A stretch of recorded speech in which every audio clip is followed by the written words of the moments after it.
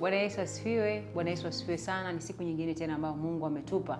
Tuna kila sababu ya kumshukuru kwa sababu ametupendelea, na kwa hakika kujaribu kutafakari ni vitu gani ambavyo tumevifanya ambavyo kupitia hivyo ambavyo tumevifanya vimshawishi Mungu leo hii tuwe hai.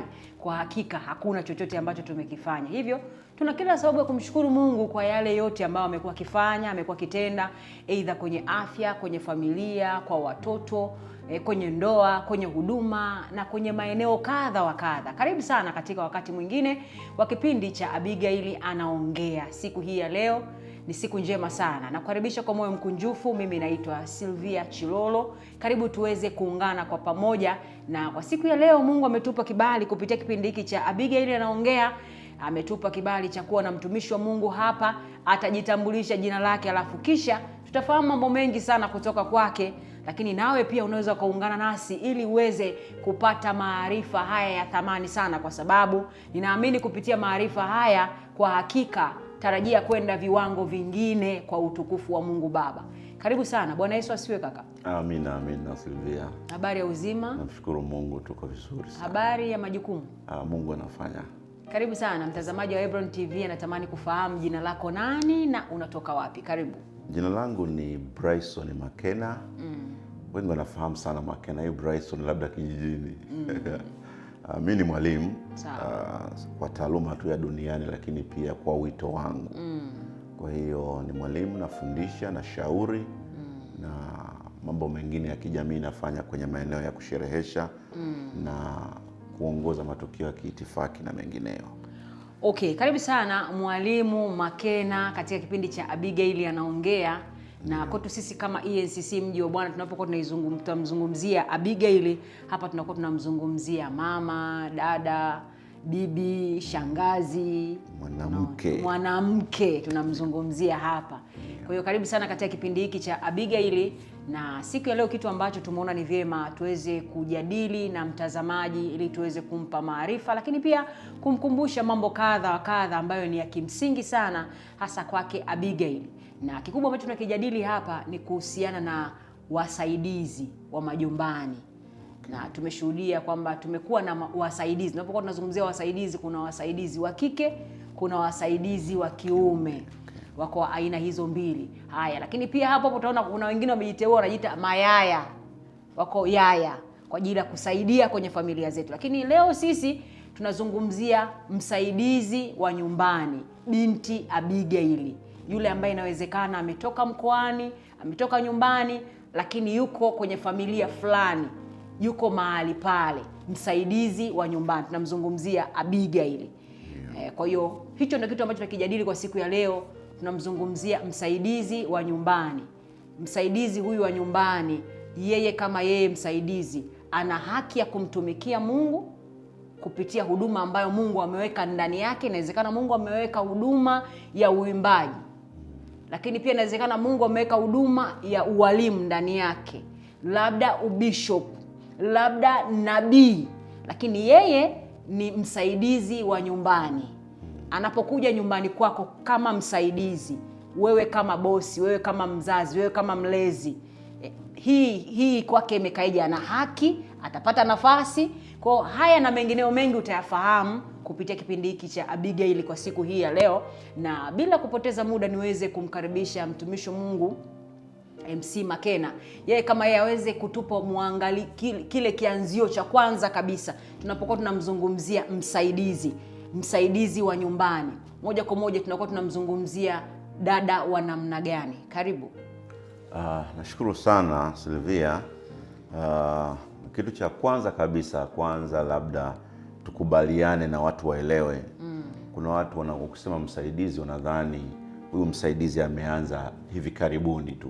Hapana, hawa wasaidizi wameanza tangu zamani. Sasa ili kwenda vizuri, hebu tuende kwenye kitabu cha Mungu. Sawa. Tuangalie kitabu cha Wafalme wa Pili, fungu la 5 mstari wa 1 mpaka wa 14. Maneno ya Mungu yameweka vizuri sana. Hawa wasaidizi walikuwepo muda mrefu sana. Walikuwepo muda mrefu sana. Sio kwamba wanaanza leo. Hiyo ni tafsiri tofauti. Toka kipindi kile tunamwona huyu msichana kwenye haya maandiko, tutamuona alivyokuwa yeye ni msaidizi, ni mtumishi, ni mfanyakazi wa ndani. Sawa. Sasa maandiko yanasema hivi kwenye Wafalme wa Pili fungu la 5 mstari wa kwanza mpaka 14. Basi Naamani jemedari wa jeshi la mfalme wa Shamu alikuwa mtu mkubwa mbele ya bwana wake. Sawa. Na mwenye kuheshimiwa kwa sababu kwa mkono wake Bwana alikuwa amewapa Washami kushinda. Tena alikuwa mtu hodari wa vita, lakini alikuwa mwenye ukoma. Na Washami walikuwa wametoka vikosi. Sawa. Wakachukua mfungwa mmoja, kijana mwanamke. Narudia hapo, kijana mwanamke. Sawa. Kutoka nchi ya Israel, naye akamhudumia mkewe Naamani. Kwa alikuwa anamsaidia mke wa Naamani. Sawa. Akamwambia bibi yake, laiti bwana wangu angekuwa pamoja na yule nabii aliyeko Samaria, maana angemponya ukoma wake. Sawa. Tunaanza kuiona huruma hapo ya huyu binti. Mtu mmoja akaingia akamwambia bwana wake akasema, yule kijana mwanamke aliyetoka nchi ya Israeli asema hivi na hivi. Mfalme wa Shamu akasema, haya basi mimi nitampelekea mfalme wa Israeli waraka. Basi akaenda zake akachukua mikononi mwake talanta 10 za fedha na vipande vya dhahabu 6,000 na mavazi 10. Mstari wa 6 akasema, akampelekea mfalme wa Israeli waraka ule kusema, waraka huu utakapokuwasilia, tazama, nimemtuma mtumishi wangu Naamani kwako ili upate kumponya ukoma wake. Mstari wa 7, ikawa mfalme wa Israeli alipousoma waraka, alirarua mavazi yake akasema, je, mimi ni Mungu niue na kuhuisha? Hata mtu huyo akanipelekea mtu nimponye ukoma wake? Fahamuni basi na kusihini, muone ya kuwa mtu huyu anataka kugombana nami. Ikawa Elisha yule mtu wa Mungu aliposikia kwamba mfalme wa Israeli ameyararua mavazi yake, ndipo akatuma mtu kwa mfalme akisema, mbona ameyararua mavazi yako? Mbona umeyararua mavazi yako? Na aje sasa kwangu mimi, naye atajua ya kuwa yuko nabii katika Israeli. Basi Naamani akaja na farasi wake na magari yake, akasimama mlangoni pa nyumba ya Elisha. Naye Elisha akampelekea mjumbe akisema, enenda ukaoge katika Yordani mara 7, na nyama ya mwili wako itakurudia, nawe utakuwa safi. Sawa. Lakini Naamani akakasirika akaondoka, akasema, tazama, nalidhania bila shaka atatoka kwangu na kusimama na kuomba kwa jina la Bwana Mungu wake na kupitisha mkono wake mahali penye ugonjwa na kuniponya mimi ni mwenye ukoma. Je, Abana na Farpari, mito ya Dameski, si bora kuliko maji yote ya Israeli? Je, siwezi kujiosha ndani yake na kuwa safi? Akageuka akaondoka kwa hasira.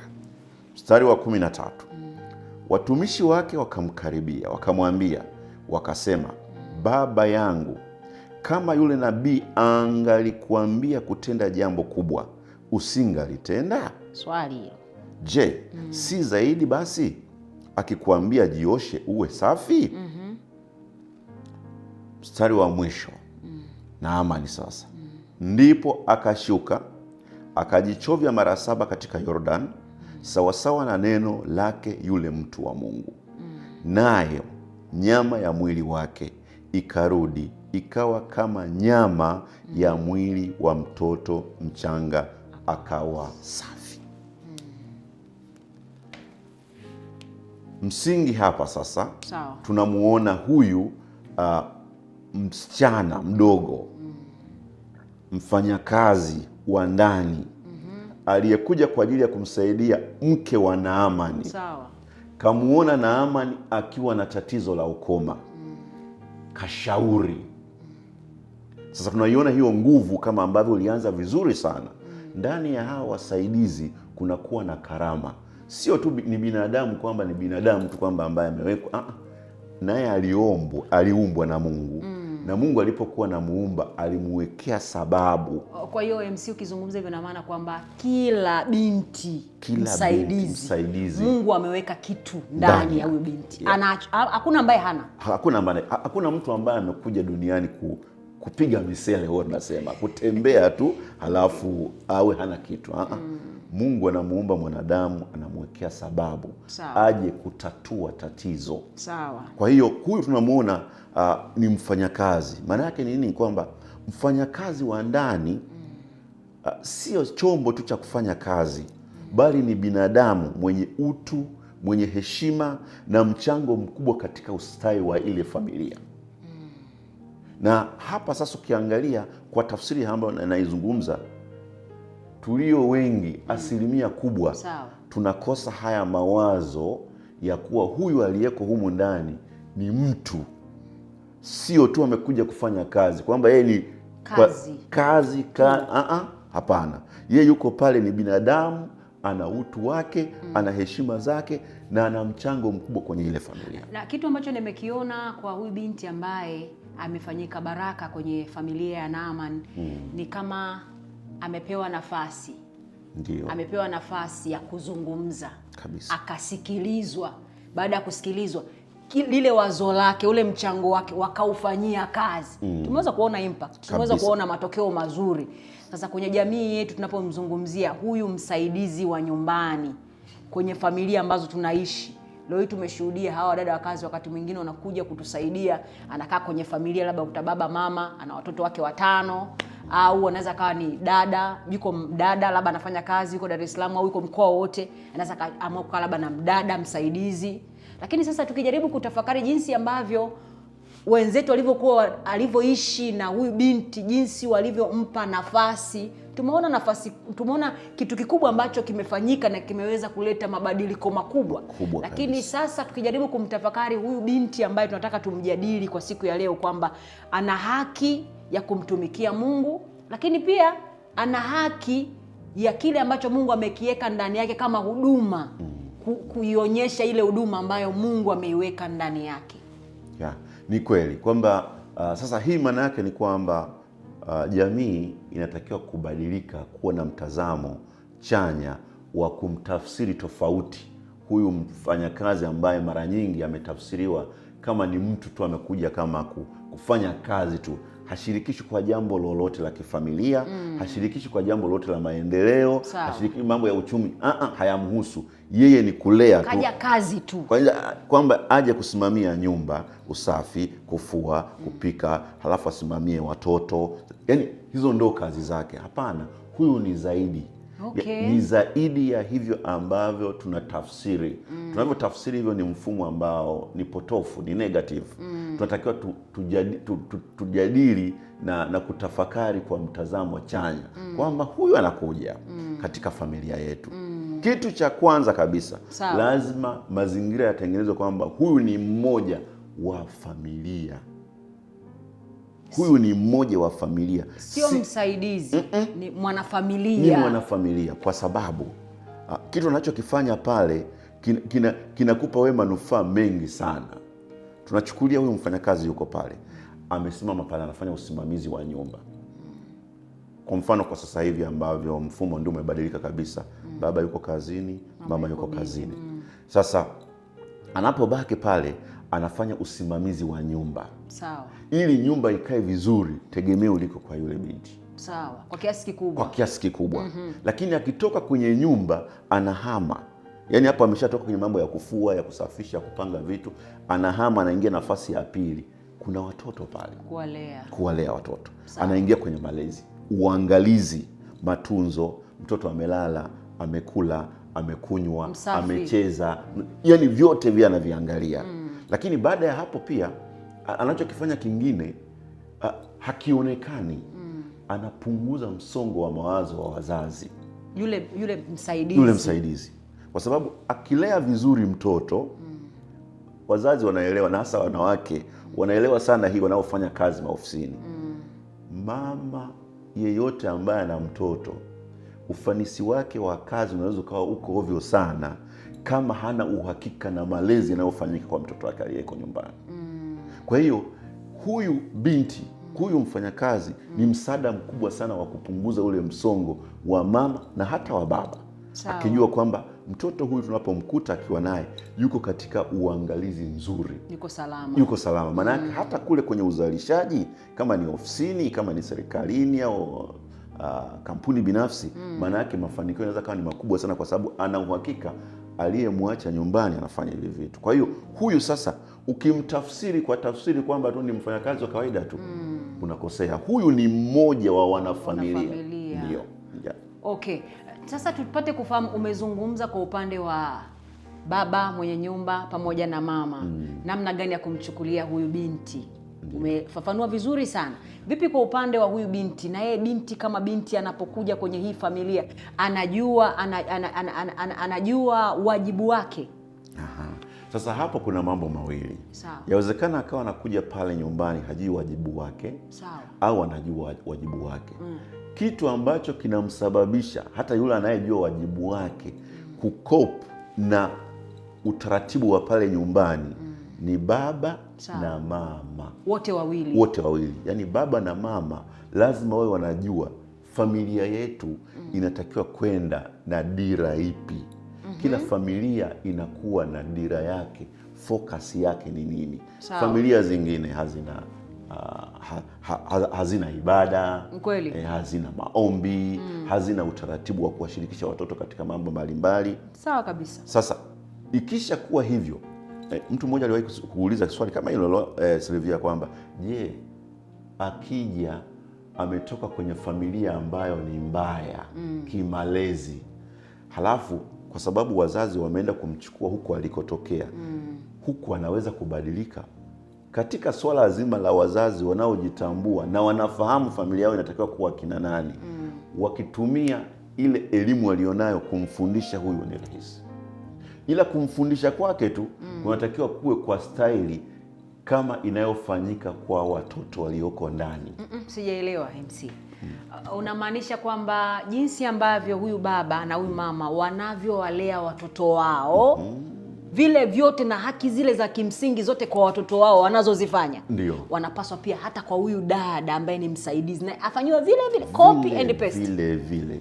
Yaani yeye ajitambue kwamba niko hapa, kumbe mimi ni mmoja wa wanafamilia.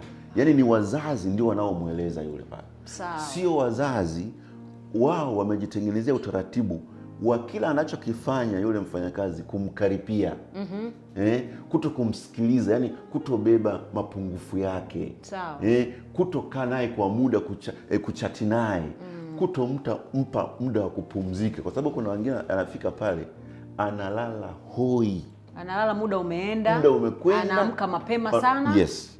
Sasa hivyo vitu vyote, hata angekuwa ni binti anayejitambua kiasi gani na anafahamu majukumu yake katika kulea, kama anapata hayo mambo, hasikilizwi, halipwi vizuri, yani hashirikishwi kwenye mambo ya familia, huyo lazima abadilike tu. Huyu tumesema mwanzoni ni binadamu huyo aliyekuja.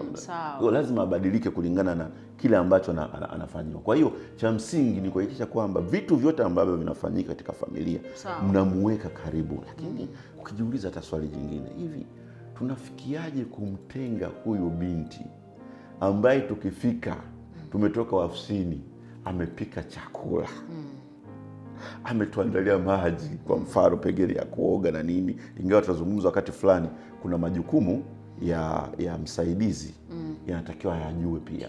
Lazima kuwe na tofauti.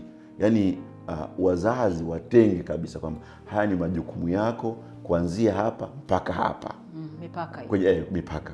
Kwenye mikutano wanasema hadidu za rejea, kwamba wewe bwana ni katibu mkuu wa jamii wa taasisi fulani, unafanya mpaka wapi? Na yeye huyu anatakiwa ajue anafanya mpaka hapa. Yaani kwa mfano tu kwamba wewe utafua nguo za watoto na utafua nguo labda za wazazi, lakini sio nguo za ndani za wazazi. Kwa mfano tunatolea mfano kwamba utaingia katika vyumba vyote, lakini chumba cha wazazi hutaruhusiwa kuingia. Sasa haya ndio wakati mwingine kunakuwa hakuna mipaka. Unakuta sasa binti huyu, mfanyakazi huyu anafanya kila kitu kwa sababu tu amekuja kufanya kazi. Na wazazi nao wanafurahi kwamba ni mchapakazi, lakini wanasahau kuna vitu vingine vinakuwa vimekosewa na vinaleta athari baadaye ngumu sana, na matokeo yake yanakuwa sio mazuri kwenye jamii. Okay, asante sana MC na Mwalimu Makena. Na mtazamaji wa Hebron TV, kumbuka tuko katika kipindi cha Abigail Anaongea, na tukukumbushe tu kwamba ni katika madhabahu ya ENCC Mji wa Bwana. Tuko Mbezi kwa Msuguri, mahala ambapo mabaya hayaruhusiwi kuharibu. Kila siku ya Jumatano tunakuwa na ibada nzuri ya ukombozi na uponyaji, lakini pia Jumapili saa 3 kamili asubuhi tunakuwa na ibada kuu ya matendo makuu ya Mungu, na tunamwona Mungu sana mahali hapa. Karibu sana, lakini kumbuka kipindi hewani ni Abigail Anaongea, na siku ya leo niko na MC, lakini pia huyu ni Mwalimu Makena, na yeye yuko tayari kwa ajili ya kuzungumza na sisi, lakini pia kutushauri na pia kutukumbusha yale ambayo tunapaswa kuyafanya, hasa tunapokuwa na wadada au wasaidizi wa majumbani. Na leo tunamzungumzia dada. Kuna mtu mmoja MC anajiuliza, unapozungumzia msaidizi, maana tumezoea mume na mume anapewa msaidizi ambaye ni mke, kama Adam na Hawa kule. Sasa hapa tunachozungumzia sisi ni msaidizi wa nyumbani, wasaidizi wa majumbani, waangalizi. Karibu. Ni vizuri kweli kujua hilo, lakini tunamzungumzia huyo mdada. Yes, dada. Dada. Sio kaka, tunazungumzia dada ambaye hana tofauti na mwanamke mwingine kwa vitu ambavyo Mungu ambavyo amewabariki wanaume. Wanawake, wanawake walivyoumbwa ni tofauti na wanaume walivyoumbwa. Sawa. Mungu alipokuwa anamfinyanga mwanamke amemwekea vitu vingi, ana package nyingi. Ndio maana mnaona hapa tunamzungumzia mwanamke, kwa sababu ni silaha kweli kweli kwenye familia. Ni mlezi. Sizungumzi kwamba wanaume hatuwezi kulea. Sawa. Tuelewane hapo. Tunaweza kulea, lakini hatulei kama anavyoweza kulea mtoto wa kike. Ndio maana jamani, hivi inahitaji kweli shule kubwa hapo. Ukiangalia maeneo yote hakuna mtu anayewaza kwenda kutafuta kijijini mkaka ajalee watoto. Hajawahi kuwepo. Kwa nini? Hahitaji elimu hapo. Hapo ni kwa sababu tu ya nature. Yaani Mungu alivyomuumba mwanamke ndivyo anastahili kuwa kwenye haya maeneo. Na ndio maana angalia tu mfano tu hata wa wanyama. Sawa. Ambao hawana akili timamu za kujitambua, za kutafakari. Ukimwangalia kuku anayepambana na mwewe, anayetaka kuchukua kifaranga, sio jogoo. Ndio. Anapambana mama. Ukienda kwenye mitandao ya kijamii ukaangalia pia unaona wanyama wanaovuka majini, pengine wanavyohangaika na watoto, wanahangaika majike. Maana yake ndani ya mwanamke kuna ule ulinzi wa karibu, kuna bondi kati ya mtoto na mama. Sawa. Kwa hiyo ndio maana hapa tunamzungumzia huyu, na kama ambavyo tumesoma lile neno kama asingekubali, maana yake Naamani angebaki na ukoma wake miaka yote. Lakini alijua kwamba, ukiangalia kwanza hata ule ubishi umeonekana toka mwanzo, umeona ule ubishi akiendelea kama kukataa na nini mpaka anakuja kukubali. Yamkini kwenye familia yako una binti wa namna hiyo. Yes. Kuna vitu umevipoteza kuvipata ambavyo pengine ni baraka kwa sababu tu umeshindwa kumpa nafasi ya yeye kujipambanua. Anaishi katika mazingira pengine ya kunyong'onyea sana, ya kutamani hata kesho aweze kutoroka kwa sababu mmemnyima nafasi hiyo. Mimi naomba tuzungumzie kitu kimoja mwalimu hapa. Ndio. Tunapomzungumzia huyu binti, inawezekana baadhi ya watu wanashindwa kuwapa nafasi hawa wadada kwa sababu ya mfano labda ni baba na mama wakiangalia age zao.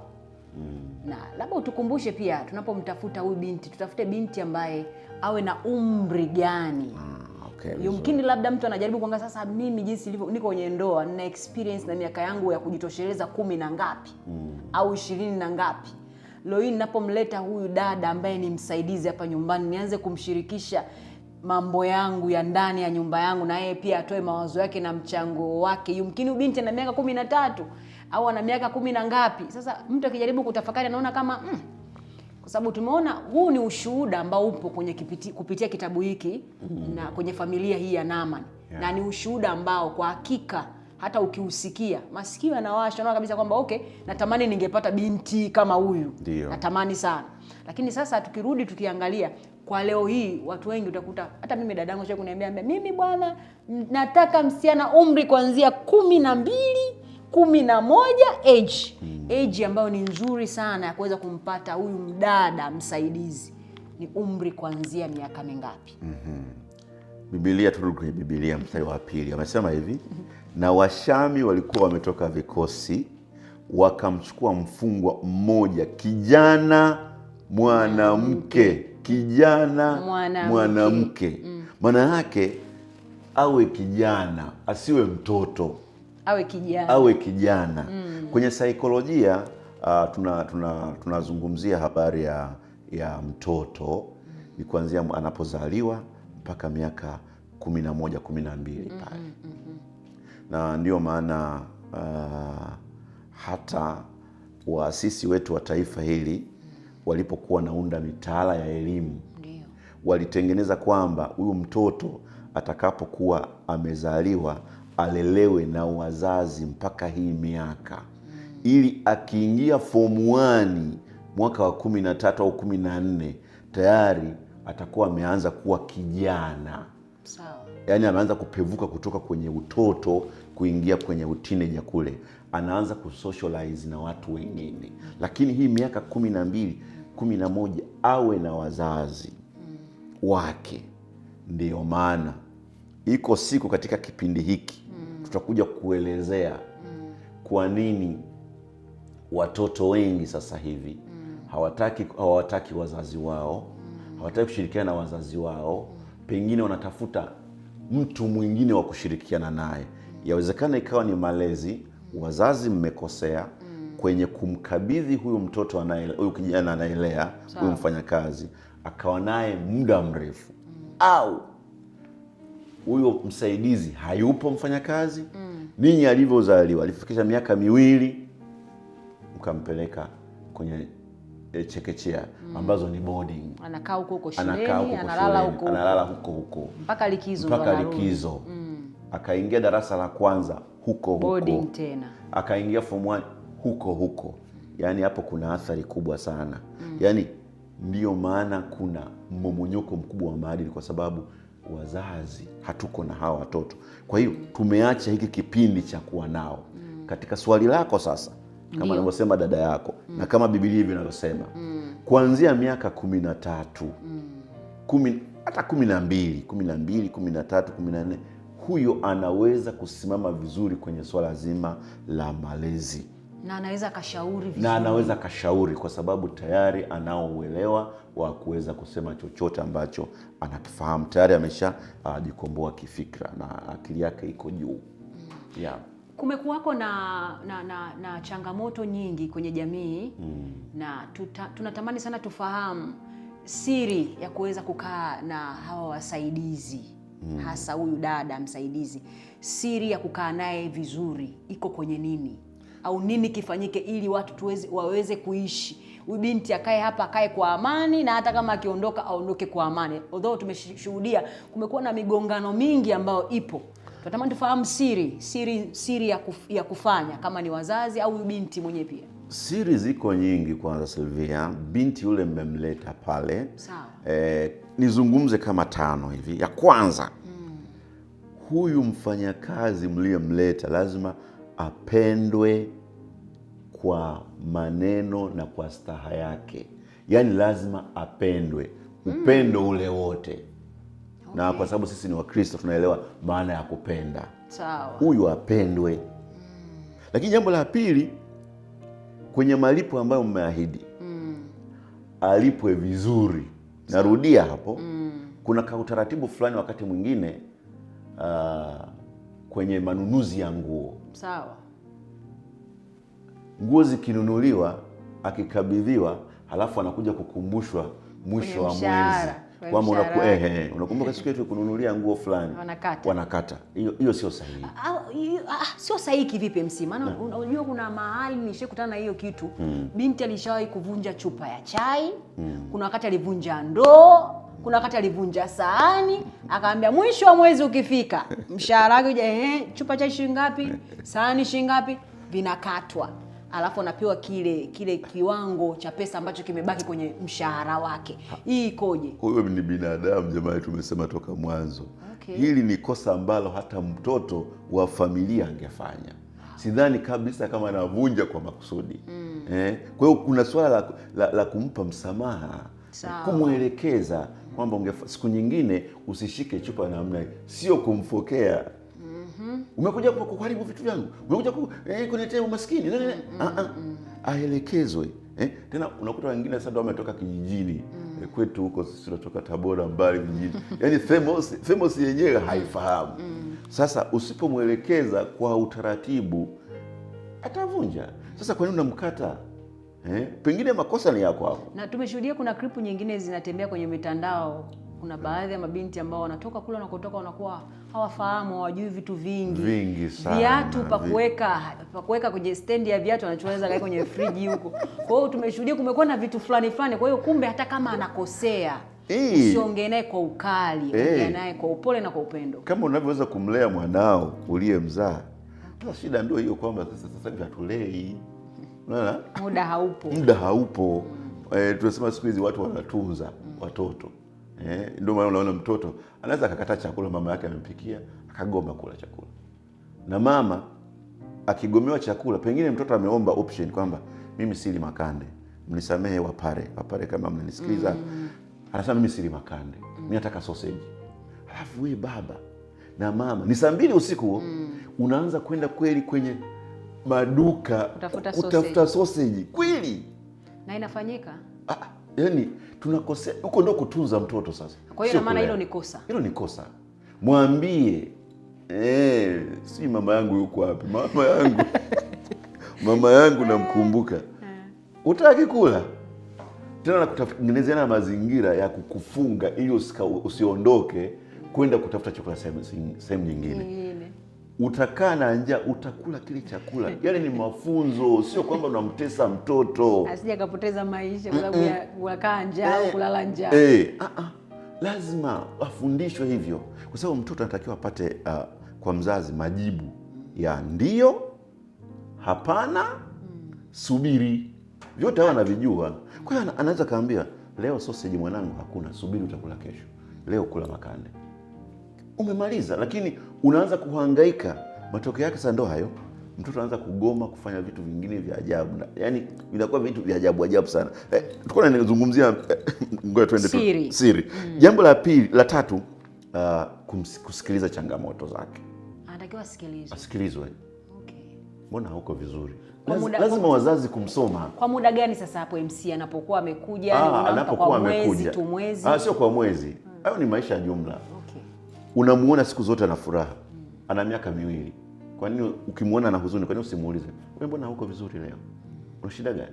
Okay. Anaweza akakwambia kuna hiki na hiki na hiki na hiki.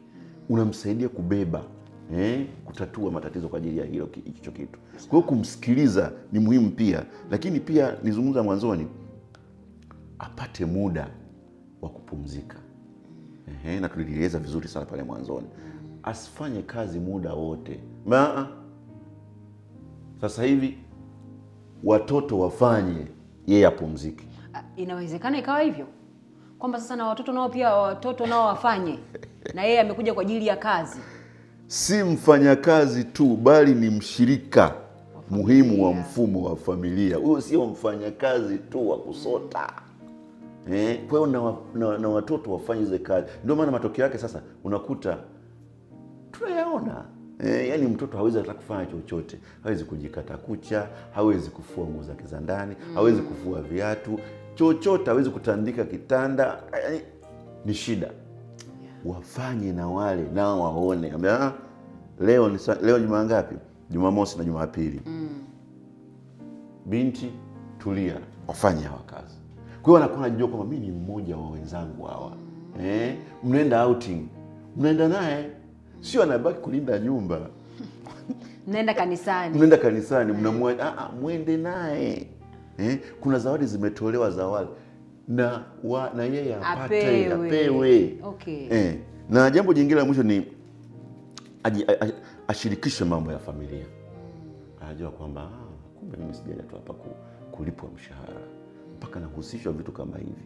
Bwana, malengo yetu ni hivi na hivi na hivi, malengo yetu ni hivi na hivi, tunatamani ndani ya mwaka huu tufanye 1 2 3 na wewe ndio unahusika, kwa sababu tunakuacha anajisikia kwamba mimi ni mmoja wa familia. Hata zawadi zile zingine za papo kwa papo, mlimwachia kitu fulani amefanya, mnamsurprise, mnampa, jana umefanya vizuri sana, tunakupa zawadi hii hapa. Yeah, hivyo ndio vitamfanya huyu binti aweze kubadilika na kujua kwamba hapa nimekuja kwa ndugu zangu, hata kama kabila sio lenyewe, si elimu yangu ni ndogo, atajua kwamba yeye ni mwanafamilia kwenye ile familia. Yeah. Okay, mara baada ya kufahamu kuhusiana na siri gani ambazo unaweza ukazitumia ili uendelee kukaa au kuendelea kuishi na hawa wadada au wasaidizi wa majumbani. Maana tumekuwa tukishuhudia mtu analalamika, jamani mimi, kuna wimbi kubwa la baadhi ya watu wanalalamika, ni mimi natafuta mdada, natafuta. Ukimuuliza, je, kwenye familia yako umeshaka na wadada wangapi? Hata idadi sikumbuki. A lot of them, yani ni wengi. Lakini kumbe iko siri ambayo unaweza ukatumia, maelekezo unaweza ukatumia nini cha kufanya ili uweze kukaa na wadada. MC, turudi kwako. Kuna familia ambazo zimekaa na wadada ambao wamekaa nao kwa siri hizi, kwa namna hii, alafu hao mabinti wakawa ushuhuda leo hii. Zipo? Yeah, zipo kabisa. Yani nilikuwa nimepiga simu muda fulani hapa, ningempata huyu binti akazungumza. Nilifanya msiba, niliendesha msiba mahali fulani Mbezi Beach. Sawa. Na nilivyofanya ule msiba, watoto wa yule marehemu wanakaa nje ya nchi. Sawa. Kwa ile nyumba iliyoko pale Mbezi Beach inasimamiwa na mdada mmoja na kaka mmoja. Sasa walifanya vizuri kwenye msiba ule, badala ya kusoma wasifu wa marehemu, na imekuwa ikizoeleka, inafanyika mara kwa mara, alizaliwa, kazaa, kafanya nini, akaoa na nini, kasoma. Hawakufanya hivyo. Wao walitengeneza kipindi baada ya chakula, kabla ya kusafiri kwenda kanisani kwa ajili ya ibada. Wakawa wamenieleza kwamba, mwalimu, wewe utaita tu watu kwamba wanaoweza kumsemea huyu mama, karibuni. Mama ambaye amelala. Okay. Wakaanza kuzungumza. Sasa kuna dada mmoja akazungumza na kaka mmoja kwamba, mimi huyu mama amenichukua nikiwa mtoto, amenilea, ndiye amenifundisha kujua watu, kuheshimu watu, hata ndoa yangu alisimamia. Na yule mwingine wa kiume anasema, hata mimi ndoa yangu alisimamia, nina watoto na nini na nini. Baadaye nikasema wale walioongea mwishoni wale ndio wanaolinda ile nyumba. Yaani yule mama aliwachukua wakiwa bado sehemu fulani, sema Magomeni, lakini akaendelea kuwa nao, amewapika, wanaishi pale mpaka wale wasichana, watoto wa yule mama ni wasichana watupu, wanakuja, wanaiheshimu ile familia na ile yani wanawaheshimu wale house girl na house boy walioko pale. Yani kila mtu anaongea. Sasa nikasema, hivi kumbe kuna vitu kama hivi. Maana yake ni nini sasa kwa swali lako? Kuna familia zinaishi na hawa watoto kwa haya tunayoyazungumza, hizi siri. Wanawapunguzia mizigo. Wengi wanaolalamika ni kwa sababu wameshindwa kuelewa kwamba huyu ni msaidizi. Kwa hiyo wamemwachia malezi yote. Huyu anasaidia malezi, sio mbadala wa wazazi. Wazazi mna nafasi ile ya kulea, anakuja kusaidia tu. Kwa hiyo wapo watu ambao wamekaa na hawa watu na wamefanya vizuri kabisa. Nilitamani kama angepatikana, nitaka nimweke kwenye muda kwamba ikifika muda kama huu tumpigie simu aongee hapa ili watu wasikie kwamba tumefaidika nini kwa kupata mtu ambaye alitulea kwa mtindo ambao tunaozungumza sasa. Unajua hicho unachokizungumza umenifanya nikumbuke mbali sana. Tuliwahi kupataga mdada mmoja miaka mingi sana wakati tuko Nyumbu. Sasa yule dada alikuwa anapendwa na baba na mama sana. Unajua tumezaliwa watoto 5, lakini yule dada alikuwa anapendwa mpaka unaona wivu. Alikuwa ni mchapakazi MC yule dada. Hata nashindwa hata kuelezea jinsi alivyokuwa. Yaani ilifika hatua tukifunga shule sisi unaangalia aliyefanya vizuri, mnapelekwa na Kigamboni, mnavuka maji, mnaenda kushangaa huko, mnapumzika, mnakula, mnapata zawadi, mnapewa zawadi na wazazi. Yule binti alikuwa hakosekani, naye yumo.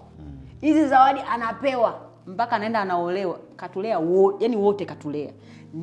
Yaani mpaka anaondoka kila mtu ana huzuni, anasikitika kwamba jamani huyu dada. Lakini kiukweli ni kwa sababu tu alikuwa anajua, na ninajua baba na mama kwenye harusi walikuwa wanampenda, walifanya kwa ukubwa sana. Walifanya kwa ukubwa sana. Kwa hiyo nikajua kabisa kwamba kumbe hawa nao pia ni binadamu kabisa. Hawa nao pia wameumbwa na Mungu kabisa, hawa nao pia ni wanadamu, tena wana vitu vya thamani ambavyo Mungu ameweka ndani yao. Tunapaswa kuwathamini, kuwasaidia, kuwasikiliza, kuwashauri, lakini pia kuwaelekeza. Ndio. Kuna kitu kingine ambacho tungetamani utukumbushe MC Makena, hasa tunapokuwa tunakaa na hawa wadada ambao ni wasaidizi majumbani mwetu. Tumeona kwenye kitabu huku jinsi ambavyo huyu binti alipewa nafasi kwa ukubwa sana. Lakini tupate kujua kwa huyu binti ambaye ni msaidizi. Wao wanajua kinachowaleta. Wana ule ufahamu wa kujua nini kilichowaleta. Maana mwingine utaona jinsi ambavyo huyu hajui, kwa sababu hajui kilichomleta. Anafanya vitu ambavyo sivyo. Na inawezekana mwingine hajawahi kufanya kazi.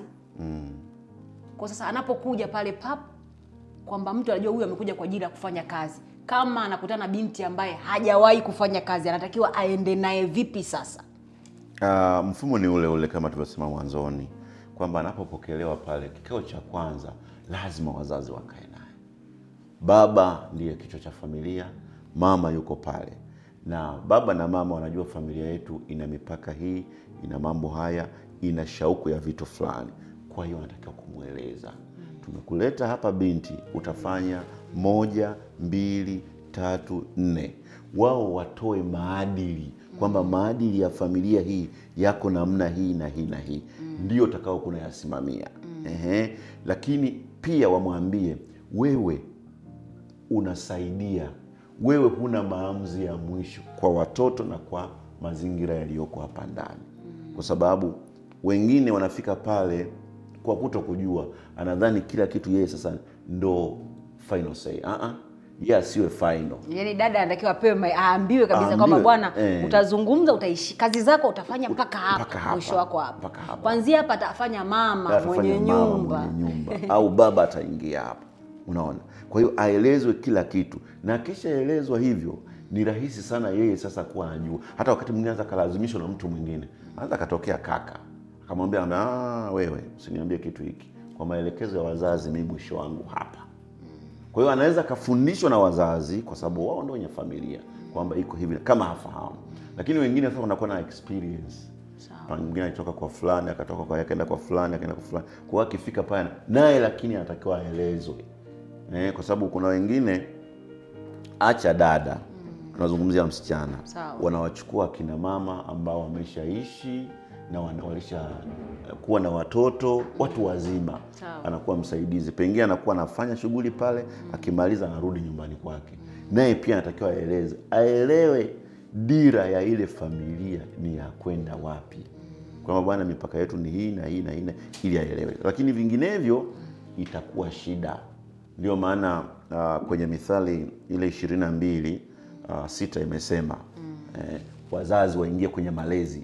Malezi yale pamoja, unamlea mtoto lakini wazazi ndio wanawajibika. Kwa hiyo hata anapokuja mtu kwa ajili ya swala zima la malezi, wazazi wamueleze, bwana, sisi tumelenga hapa, ndiko tunakoelekea, ili yeye awe kwenye yale mazingira ambayo yanatakiwa kwenda nayo. Okay. Yeah. Na mtazamaji wa Hebron TV, tukushukuru sana. Hii ni awamu ya kwanza ya kipindi hiki cha Abigail, na leo tunamzungumzia Abigail, msaidizi wa nyumbani. Na yeye pia ana haki ya kumtumikia Mungu, lakini pia ana haki kutokana na ile huduma ambayo Mungu ameweka ndani yake, aweze kumtumikia Mungu kupitia ile huduma.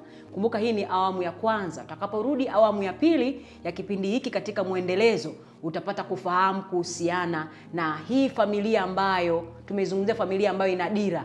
Je, ile familia ambayo haina dira kwake huyu ambaye ni msaidizi anatakiwa aishi nayo vipi hii familia. Mimi MC ni kushukuru sana katika awamu hii ya kwanza. Tutakaporudi awamu ya pili, tutamjuza mtazamaji wetu kwamba kwenye hii awamu ya pili tunakwenda kwa staili hipi. Tunakushukuru sana, Mungu wa mbinguni akubariki sana. Asante sana, na tunaamini kabisa kwamba haya maarifa ya thamani ambayo umeisikia, umeelewa, na ninaamini kabisa kwamba utafanyia kazi. Mungu wa mbinguni akubariki sana. Nikutakie uangalizi mwema wa vipindi vinavyoendelea. Asante sana. Shalom, Sylvia Chilolo. Kwaheri kwa sasa.